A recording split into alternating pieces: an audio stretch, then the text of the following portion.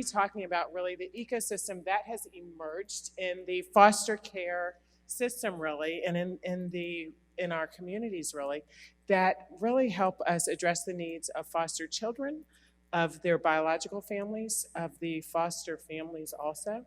And our four panelists that are here today will be talking about what it is that they do. They'll be talking about their organization and really about how it is that they came to be a part of their organization.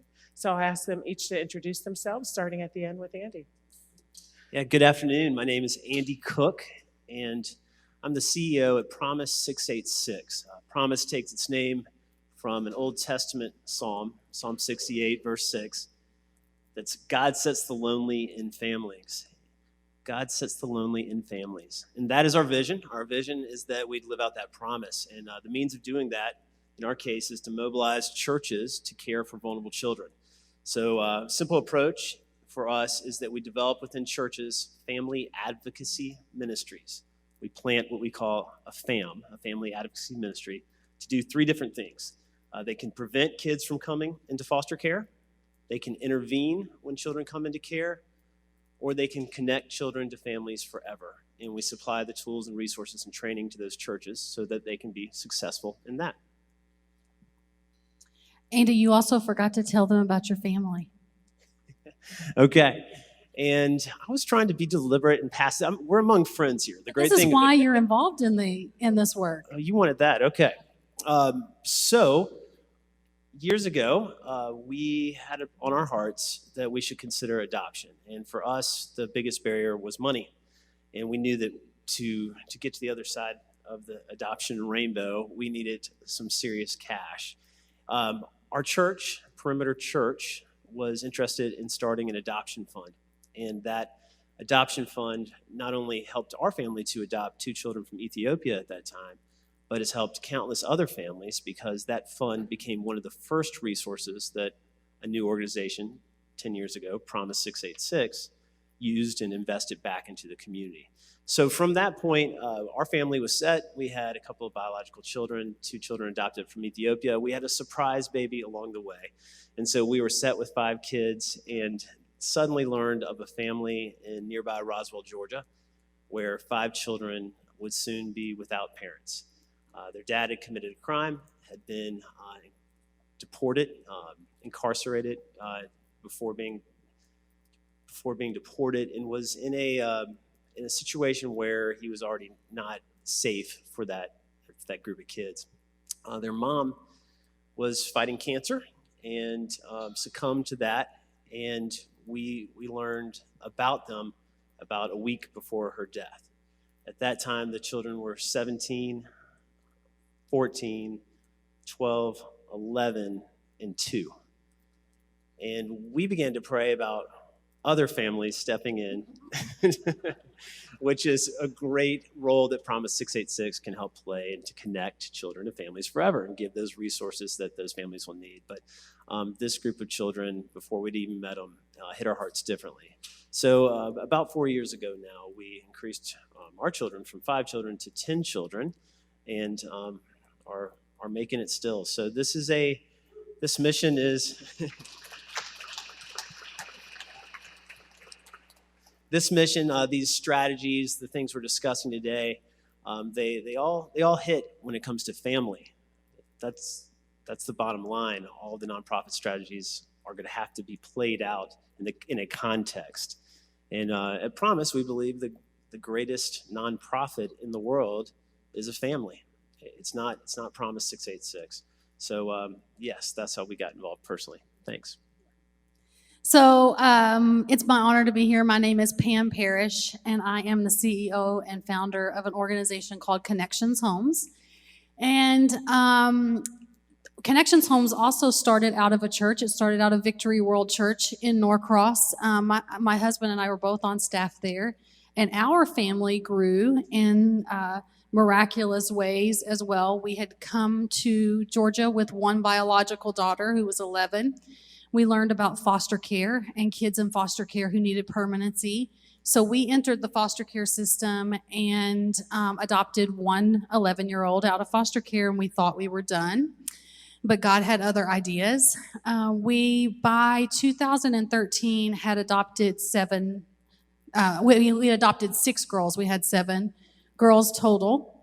And the last 4 of our girls had come into our family at 18 years old from a variety of circumstances, homelessness or aging out of foster care. And our eyes were really opened to the issue of kids 18 to 24 in Georgia who exit foster care without a safe, stable family.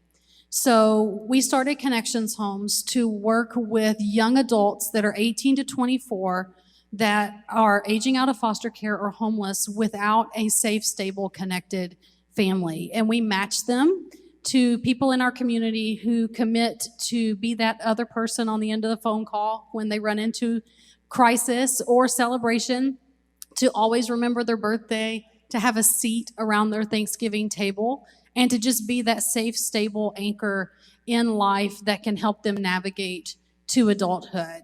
And since we launched in 2014, we have matched over 130 kids to mentoring families. So, and we now have 8 daughters because we ended up with another one through Connections Homes too. So. Good afternoon. Oh, is this turned on? Hello. Okay. Good afternoon. My name is Chelsea Sabo, and I'm the founder and CEO of the Foster Care Alliance. Our program is the Mother's Advocacy Project. You'll hear a common theme that all of us thought we would have, 2.5 kids like most Americans. And here it goes. My journey is about one little boy. I only have one child, but I'm a single mom. Signed up for respite foster care and was supposed to have my child for a weekend. They told me on Monday that they needed me to keep him a little bit longer. And I said, okay, but he's medically fragile. I'm not trained for this. I will admittedly say I tried to return him several times. And God had other plans. After 3.5 years, God really changed my life and my heart and ended up adopting my son. Through that process, I learned a lot about what was happening in the foster care system, what children went through, what families went through. And people always ask me, what was my biggest shock about foster care? And I would say in my journey, my 2 biggest surprises, one is that I adopted because my paperwork says no adoption on it because I was a single person that wanted my weekends. Now I have no life, but my kid is awesome. So my first one, right? So my first surprise was that I adopted my son. The second surprise was that I fell in love with his biological family. I expected when I got into foster care to help children, and I found quickly that my heart was being tied to this other family. We are still in touch with that family. We still see them often. We are a strange looking group. When we go out, I'm the one that just looks like the nanny. And when we go out, he gets to see his family on a regular basis. So I loved that. Our values of the Foster Care Alliance are family, generosity, and dignity, and those were things that I didn't always see playing out in my son's case or in others. So I started the Foster Care Alliance. We work with birth moms of children who are in foster care or who are at risk of coming into foster care because of poverty. We take these moms through a 16-week model that we are in the process of copywriting. This model focuses heavily on the underlying causes of poverty, which is trauma and abuse. We focus heavily on that, as well as including pieces of education, participatory arts, and as you've heard a lot about, social supports, and bringing people into their lives to create an alternative community to what they've had.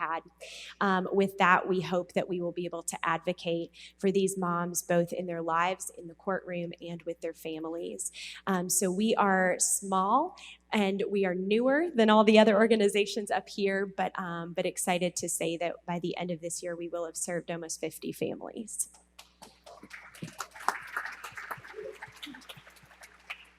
It's hard to follow them. I'm Bob Bruder-Mattson, the president and CEO of Faithbridge Foster Care, and I am the prodigal up here. I don't have a story that starts like theirs. I have a story that started 58 years ago, and it took me a while to come to the game. So I was adopted. I was in foster care as a child, a very young child, adopted into a loving Christian home. It kind of set the stage for me.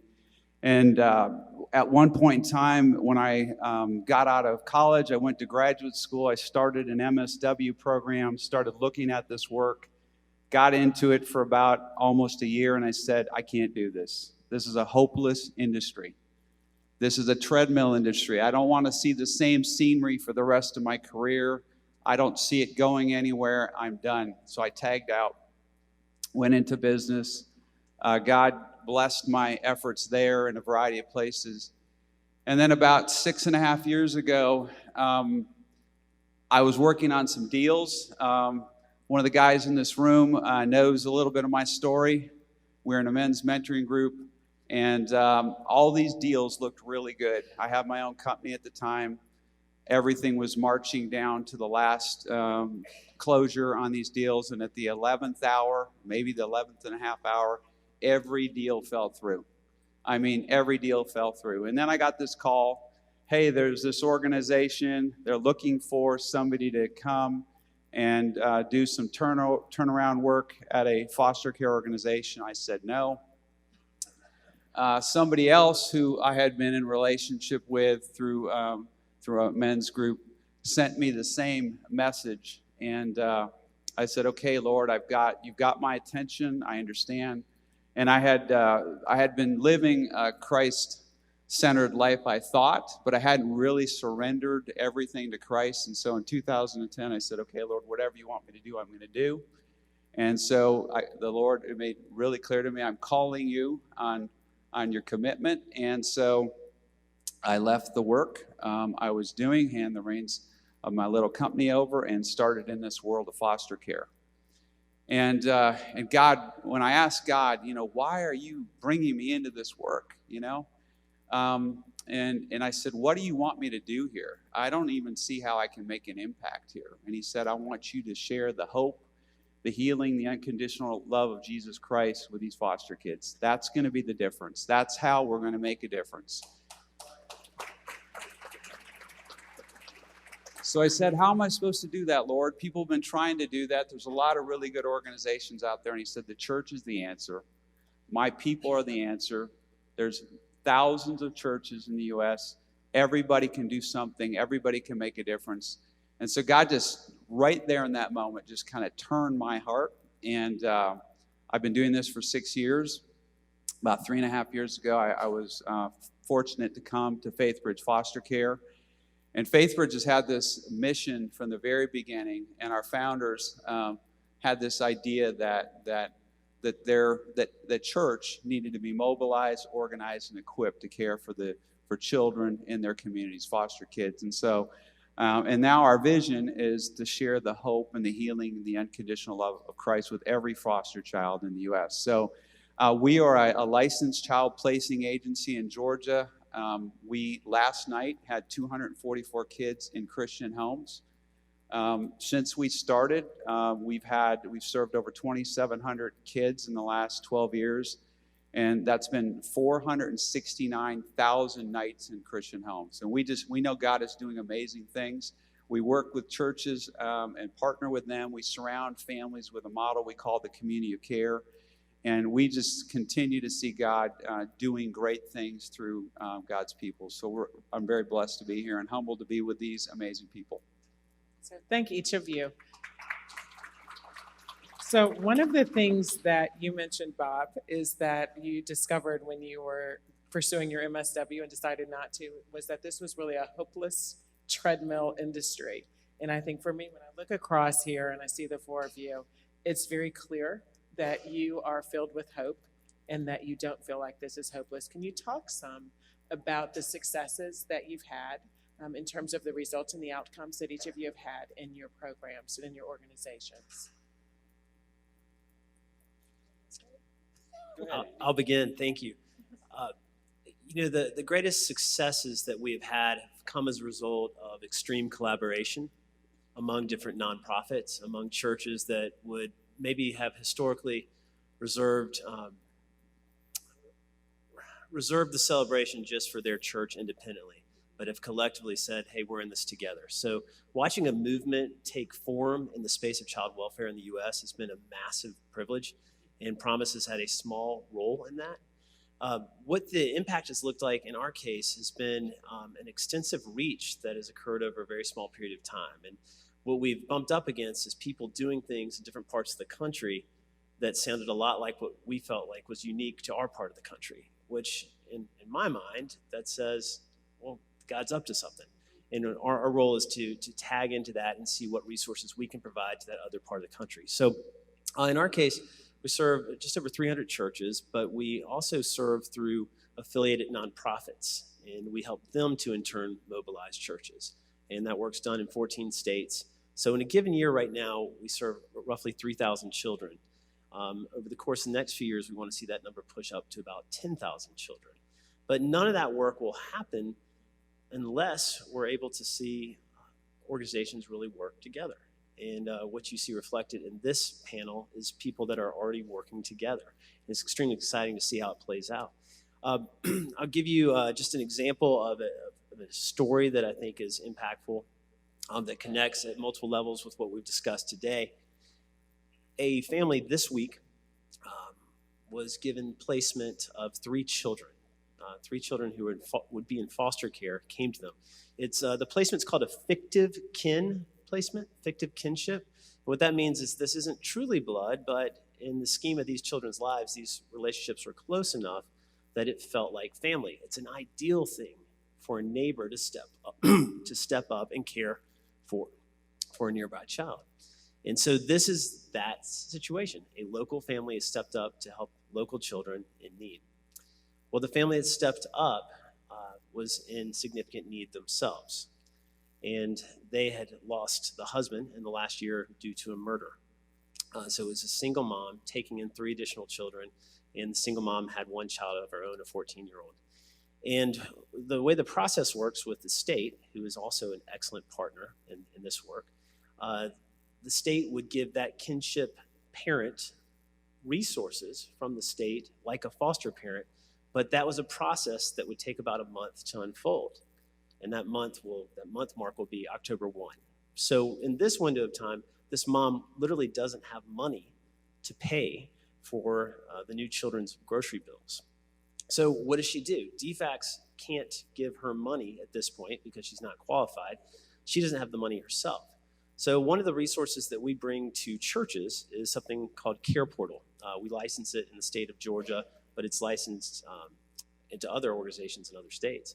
And Care Portal was something we will use to train the state DFACS caseworker to place a need into a platform. Care Portal is just a platform. The need's pushed out, and on the other side of that need, a church can respond. So the simple need in this case was a $500 gift card to Walmart for groceries. And that need is actually in the process of being met by 3 churches right now. A church that has participated at $100 level, another one at $200, and another one at $50. So we're looking for that other church to step up and serve. Well, that money will get into the hands of that family sometime this week.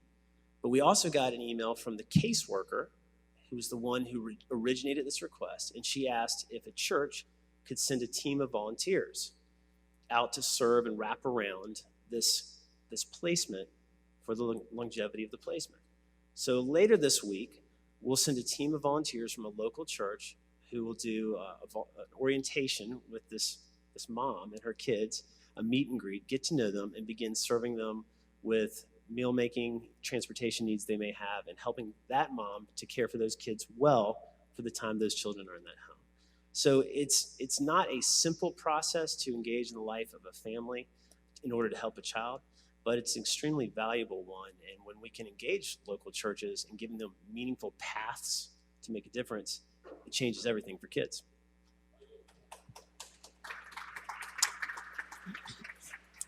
So I'm going to try not to cry through this part, because when I talk about the impact that relationship has on these young people, it moves me, because the work we do at Connections Homes isn't rocket science. It's relationship. It's having somebody in your life who answers your phone call and knows your voice in a crowd of people, because that's what moms and dads and aunts and uncles and grandparents do. So when you look at statistics for youth aging out of foster care, and in Georgia, that number is about 700 every single year. When you look at those statistics tell us that 71% of girls who exit foster care are going to end up pregnant in the first year. Their children, about 50% of them will end up cycling back into child welfare at some point. Of our kids that we've connected to mentoring families, less than 5% of our girls have gotten pregnant since being connected to a mentoring family. That's a significant difference. And the one I'm most proud of is that we connect kids who are referred to us that are already pregnant or have children already. We just matched a 19-year-old this week with her mentoring family, and her baby's due in 2 weeks. And she's going to have a mentoring family show up at the hospital and celebrate with her. That's a big deal. And of those kids that we've matched that are already pregnant or parenting, 100% of them have maintained care and custody of their children. And the reason is simple. If I get called into work, I can call somebody who will babysit for me or pick up from daycare or do those simple things that without that mentoring family in their life, they have no one. And then you hear of a kid who's left in an apartment all alone because their 19-year-old mom is off at work and they get taken into care. It's the little things. Boys, 87% of young men who age out of foster care will have some interaction with the legal system or do some jail time. Less than 1% of our boys have had any interaction with the law since being connected to a mentoring family. And 97% of kids who age out of foster care without a stable connection in their life will find themselves in chronic poverty or worse in some of those other statistics. 53% of kids connected to a mentoring family are working on skilled trade or college education. And again, I want to go back to, it's not rocket science. It's relationship and having someone who can sit there with you and help you fill out a job application. Or we all know that figuring out FAFSA is, I'm in my 40s and I want to quit. Just opening it up. Yeah. So, just having that person who's going to persevere next to you to help you overcome what would be a roadblock for a 19-year-old who has no one helps make them successful. So, yeah. It's awesome. I think when I think about hope and being in a hopeless situation, and then we're sitting on the stage with each other, and I would say going back to the relationships there too, of the people that you meet here, when the times get tough, we've sat over cake and talked, lots of cake, and talked about these things. But I think in hopeless situations, what's amazing is when you can talk with other people and hear what God is doing and be reminded of the Holy Spirit's work in the lives of our families.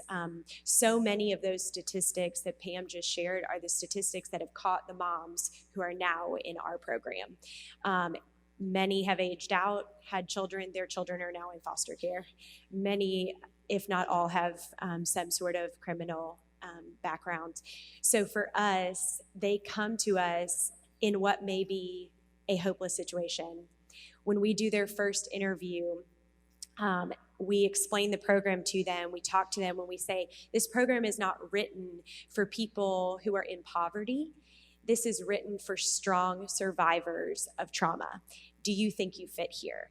And we make each one of them say out loud to us, yes, I belong here.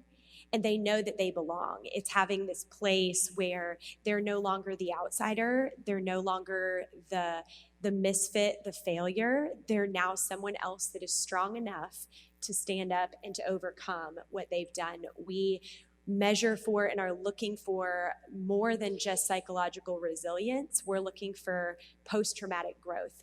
We're looking for them to say, yes, all these things have happened to me, but because of it, I'm stronger and I will be a better mother because of it. I have many stories I could tell you that all make me excited, but I loved what Andy said earlier about collaboration. We had a mother that about 2 months ago who came into this group that we're about to finish up, and DFACS was at her house about to take the kids, and the DFACS case manager remembered seeing me speak at something.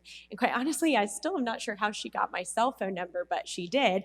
And so my phone rings and I pick it up and she said, "Hey, I'm at this family's house. Tells me situations. Can you help her?" And I said, "Sure, we can help her. Have her come in tomorrow." So we had her come in. She has 3 boys, 6 years old and younger. All 3 are diagnosed with autism. All extremely attached to mom, are in a special school in Gwinnett County and really thriving. But mom was going to lose her house because it was infested with mold. She had medical documents to prove it, but she couldn't get her deposit back, and she didn't have enough money saved to go to another place. And so she came in. This is not an uncommon story for us, so we knew what to do. And what I love is the fact that we were able to stabilize her family using 5 different community partners who came around. We had an attorney help fight her to get that money back. We had somebody cover her deposit. Actually, 3 churches through Care Portal covered that deposit. We had bunk beds built. We had new furniture. We got them back in school. We got everything stabilized, and we closed her case in 10 days. 10 days is very, very fast when it comes to this world. And what I love about it was that this mom and her boys were never separated. Her boys have never, now I'm going to cry, her boys have never known a day without their mom. And that's a really beautiful thing. And so we get to see that happening, and we get to see moms on a trajectory to thriving. We have one other mom that I'll tell you about, whose case we just closed a couple weeks ago. And when she came to us, her kids had been in care for over 2 years. They had referred her to different services, and she went and did different things, but nothing really seemed to connect. But she entered our program, and I remember her looking at us and saying, "I feel like I have hope. I think you can help me." And it's that word that you were talking about, is this, okay, you actually get me. I don't have to explain why I did something, and you feel like I'm having to explain to you that I'm not actually a criminal. But we look at her like a person, a mom, somebody else that has that same value as we do. She will complete the program. She'll graduate the 2nd week of October. But after 2 years in care, after 6 weeks in our program, we were able to go to court with her, and we were able to close her case, and her daughter came home. What's amazing about that, again, is I feel like our moms get this sense of hope. And for us, I will say that there are definitely days when the task is really daunting, and I can't say that I haven't been tempted to tag out. That sometimes you're thinking there are still so many more kids and there's still so much more to do. But then God is so faithful to remind us of these stories and these faces and these people, and to give us even more stories of success and growth. And to watch these families be reunited, those are the things that keep you going until the next reunification and the next and the next. Just last week, I stood up in court, another case with a mom, a couple of years in care. They were going for termination, and even the judge and attorney said, "Since she entered your program, there's something different." And she was able to stand up and speak for herself in front of the judge and say, these are the things I've been doing. This is my plan to keep everything in control. And she's really taken control of her life. I would say, yes, our program is great, but the women in our program are even greater, and the Holy Spirit is the best. Because we have found that once these women have this hope, and like Pam was saying, have people around them in their corner cheering them on, their resilience is actually quite remarkable.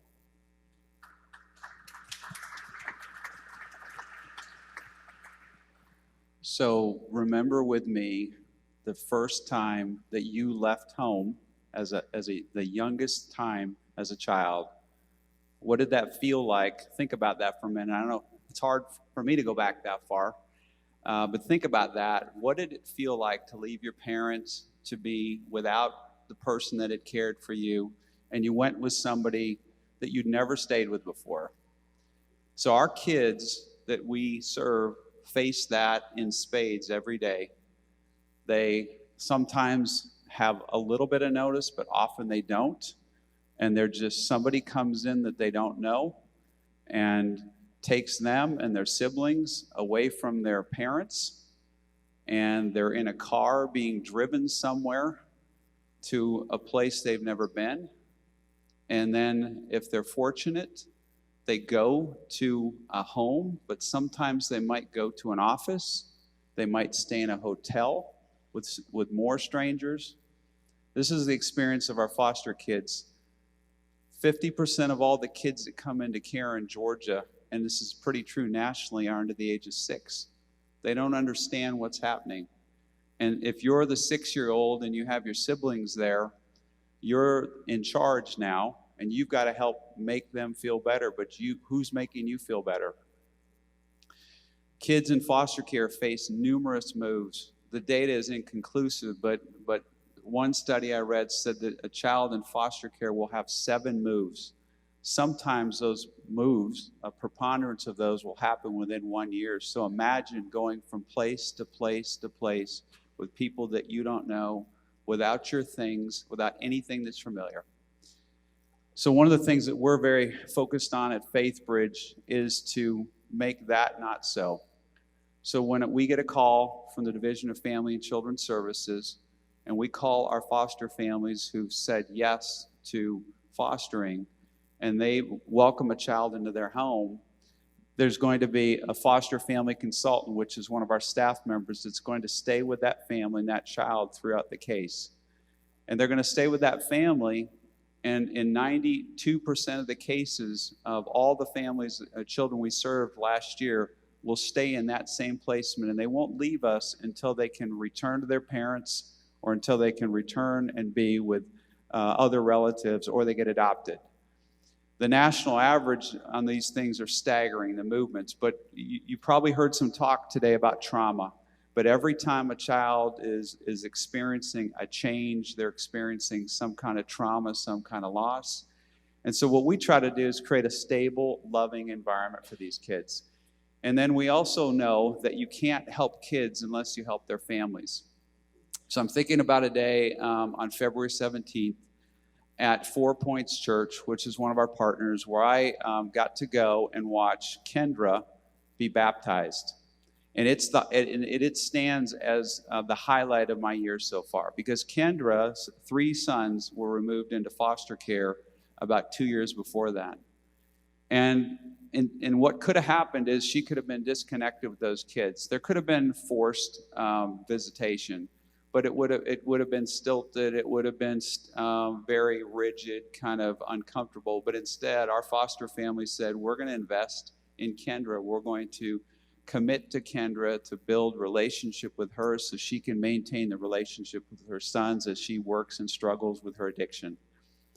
And so the week after the baptism, Kendra was able to get her 3 sons back. And just Saturday, I got to see Kendra again. I hadn't seen her for a while, and we had her come to an event that we put on, and she got to talk about what it meant to her to have the family love her and to know that her kids were being loved. So that's the kind of impact that we believe that God is calling all of us to offer for these kids. That's the kind of families that God is bringing to our ministry. You've heard some of the same kind of stories here. We know God is inspiring people to do amazing things, to love. And so when we know that when kids stay together, we know that when there's the fewest amount of changes, the fewest amount of disruptions, and they're loved and cared by one person unconditionally, it's life-changing. So when you add multiple people that will love you and stay with you for periods of time, I love the stories about our families that after their kids get reunified, that our foster families now become like extended families to these birth families and these kids. That's what we're trying to do. We know that there's dividends there. I can't quantify all that. If you knew me, I love to quantify things, but I can tell you that God is doing amazing things in the lives of those kids, and we continue to see them thrive in amazing ways. Okay. So we talk about an ecosystem that has really emerged in this space that supports the foster children, supports the fostering families, supports the biological children, the biological families also. Do you see that as an emerging ecosystem? And if so, what do you perceive to be missing from that system? What else do we need? Absolutely. There is a formative window, I think, in the scheme of child welfare right now that's worth taking note of. Our 4 organizations represented here, I think, would represent a component of that ecosystem. So we see the connectivity between organizations as being really the means to move ahead. So that agreed with, first of all. But second, what is it missing? In my opinion, and I think this would apply to maybe the spaces that each of you occupy, we're missing language. And let me explain what I mean by that. If we were, now I know nothing about what I'm about to say, so watch this. If you're a doctor in the room, just close it down. But I'm going to guess that if you went back 200 years ago in the history of medicine, that so many of the specialists that exist today that we all visit, they didn't exist at that time. And what was created as the industry matured, as better care was given, was language to define how people played different roles. And what I'm seeing in the child welfare space, as a movement grows, one of the sort of movement limitations is that we oftentimes don't know what one another does. There aren't easy terms that explain that's where you fit, that's where you fit, and that's where you fit, and so on and so forth. So the development of a language, I think, is critical to the maturity of a movement and ultimately to the care of the children that are the ones we're interfacing with every day. Finally, just an example of that, if you went back 10 years ago and asked in our space, what is a bridge organization? People would say, I have no idea what you're talking about. Well, a bridge organization bridges the space between the church and the state. The church has the means to respond to the needs of children. The state has access to those children in need. So we play a role as a bridge in that. That's not something that existed in the past. So as we develop stronger language to talk about how we're working, we can bring more players in to fill those seats on the bus, and we can go a whole lot farther faster. Yeah, I mean, everything that Andy said, and I think, I count it a privilege to be sitting up here with these other organizations, but more importantly, these are my friends. And I think that as organizations, as we've evolved and we've grown and we've realized that we don't just need each other, but we together paint this beautiful picture of meeting the needs of kids and young adults and their biological families and kind of the wholeness. And there's more like us out there. So I think there is this ecosystem that it is there, and we're finally putting some feet to that and in working and partnering together. In regard to what's missing, I would say the community is missing. And I don't mean that as the community at large, but I just mean there's pockets of people that understand the horrific issues that our kids and our youth face, and they're involved in it, but the community at large hasn't really taken up the banner to say my company can do something, my women's group can do something. It doesn't have to come from your church.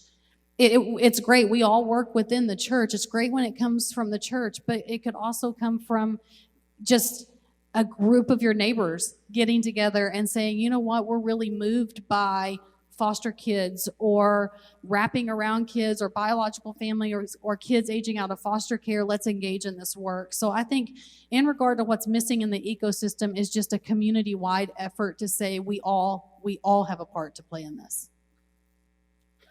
Absolutely. I think this collaboration you'll see in this ecosystem is a constant theme amongst us. If it weren't for Faithbridge, I would have never fostered, which means this never would have happened. So just seeing how these pieces all fit together and how each of us are tied to one another in unique ways is really interesting. I would say what I feel like is missing the most is, which may surprise you, but is innovation and awareness. I think we talk a lot about foster care, but when people hear about foster care, they assume that the only solution is to become a foster parent. And there's there's a lot of people who don't have the means or aren't ready to be a foster parent.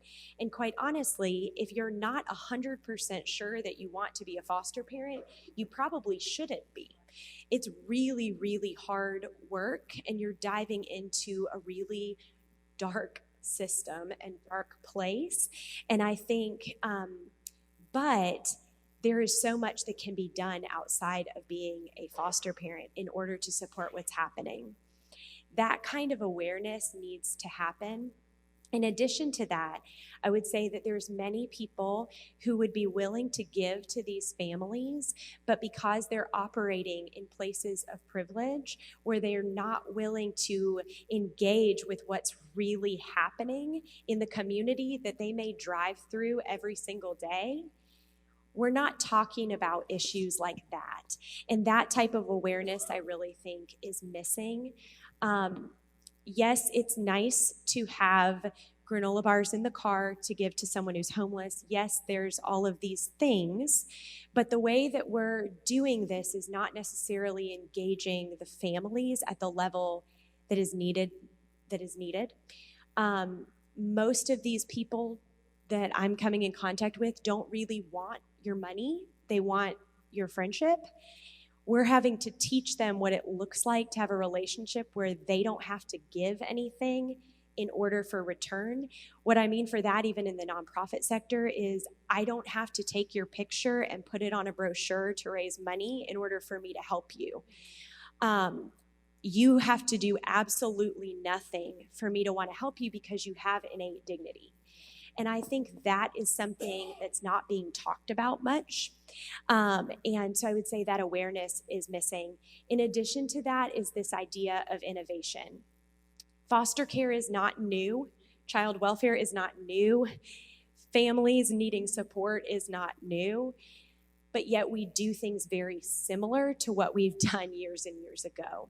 And something has to change. The research has changed, but we're not taking that research and doing something with it. One of the things that I really love, and yes, it's my organization, so I probably love it, but one of the things I love about it is that we don't do anything without researching first. I spent my first year of the organization before I took a client of researching best practices across the country. You'll find that others have done the same.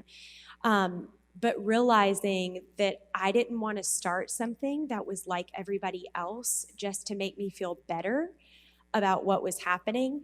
And I have said over and over to my board and others, if data comes up that what I'm doing is not working, fire me, quit, shut us down. We don't need another organization rallying around foster care that's not working. And so I think this idea of innovation, and we need people who are able to come and take a risk with us and say, yep, let's give it a try. Let's try to do something new. And so I would say those are the two things that I really see missing in this sector. However, I think back to hope, there's also some people that are really starting to take awareness of what is missing and really move forward. And one of the, just at the state level, they have created something called the State of Hope, which is nonprofits that are, and other businesses that are not necessarily contracted by the state, but that they're working with. And I would say that's a really positive step in this direction of recognizing what people are doing out in the community and helping us to be able to work together. We have a long way to go, but I would say any progress is progress. So I agree with everything everybody said, but I'm going to camp in on the innovation. So when I got it back into the space, I started looking around, and the thought that came to my mind was the state of the practice and the state of the science are very far apart. So I was doing a consulting gig before I started this, and I was doing a big data gig. And I was advising I was a former CIO advising CIOs about things with data and technology. And as I came into this space, I looked around and I said, this is like we're in the 1980s here. And we might be even worse than the 1980s. We're doing things in ways that are not honoring and worthy of the kids and the families we're serving. So we've invested heavily in technology with our limited resources And we've seen progress. So we're doing some predictive analytics. We've built a data warehouse just so that we can report on what's happening. What you might take for granted, what I took for granted before I came into the space, to be able to understand what's happening, the inputs and the outputs, to track activity, to monitor trends, we don't have that in this space. So what we lack is a shoulder-to-shoulder partnership with people that can help us do that thing. That's why I'm excited you're all here, because I know there are people here that understand what I'm talking about. The best companies that are headquartered here in Atlanta, in Georgia, couldn't run on the information and on the technology and on the practices we have. We lack best practices. We lack benchmarking. We lack fundamental things that will empower us to serve kids and better. And the last thing I'll say, and while I believe that everything that DFACS is doing is important, there's a paradigm that needs to shift, right? We've abdicated as society the role to care for the people around us to the state. It's wrong. We need to lean in, care for our neighbors. That's what this is about. That's how this country was founded. And somehow we've stepped away from that. And so the funding that comes to this industry, the money that we get is substandard. If we built roads with the same funding that we have in child welfare, we'd have the worst roads in the nation.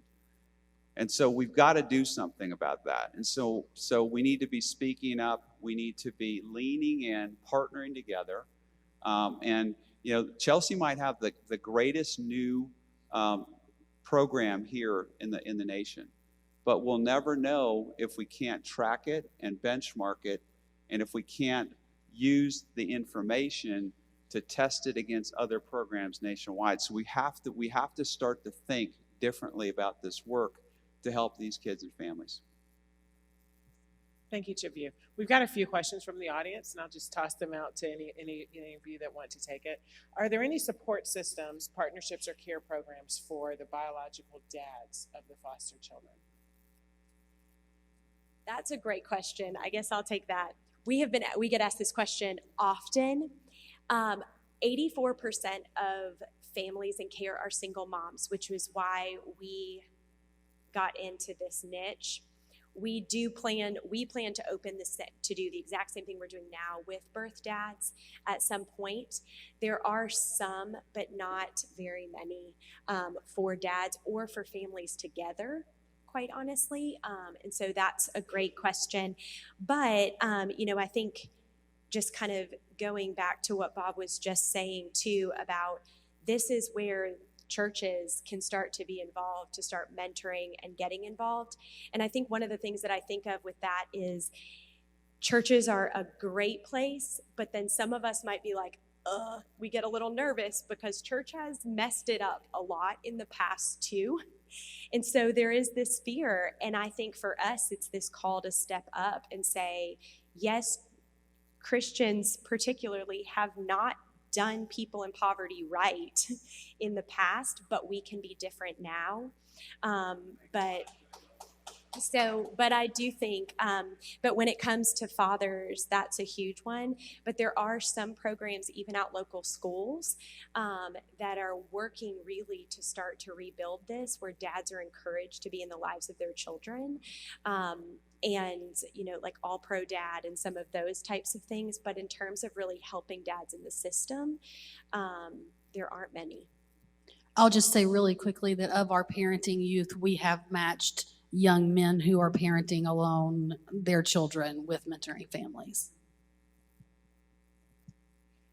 Someone asked, what is a ballpark cost to adopt a child today? It varies so much that it's almost not worth saying what the ballpark is. We use the number $22,500. If you're going to adopt out of foster care for a child that's older or a sibling set, it would be free to you. Most adoptions through foster care are entirely free, so that is a zero-cost option. If you're going to adopt in a nation where you're going to travel multiple times with travel costs and everything else that goes into that interpretation and everything else of documents, it can be $45,000 and $50,000. So it just really depends on the type of adoption. Do any of you provide placement, temporary placement for children whose mothers are just trying to get back on their feet? We do not provide that placement. We work with ministries that do. One that is trying to make a good push in the state of Georgia is Safe Families. And if you're interested in learning about what they do, you should check them out because it's a dynamic concept that they're trying to make work really, really well in Georgia. One last question. What keeps you up late at night? Pam keeps pointing to me to go first on every question. I like that. My kids.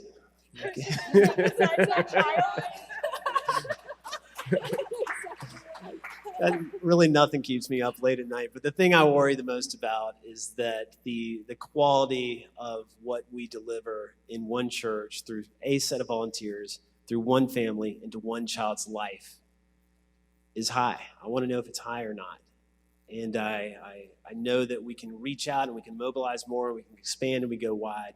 But I want the quality and the experience for one child to be physically, emotionally, and spiritually fantastic. And it's hard to know what's happening in a home. I think what keeps me up at night, other than just the obvious that we really want to find really good mentoring families for our young people, is access to resources for our young people. And by that, I mean, most of our kids who come into Connections homes, they're not going to thrive in a traditional college environment. And one of the resources that I see lacking is access to scholarships and funding and opportunity for skilled trade. We've heard it talked about today that, if you can teach a young person to be an HVAC expert, or some of our young women, there are some scholarships for CNAs, plumbing, construction, all of those skilled trades. They need workers, and we have kids who are willing to work, but they can't get anything above a minimum wage job.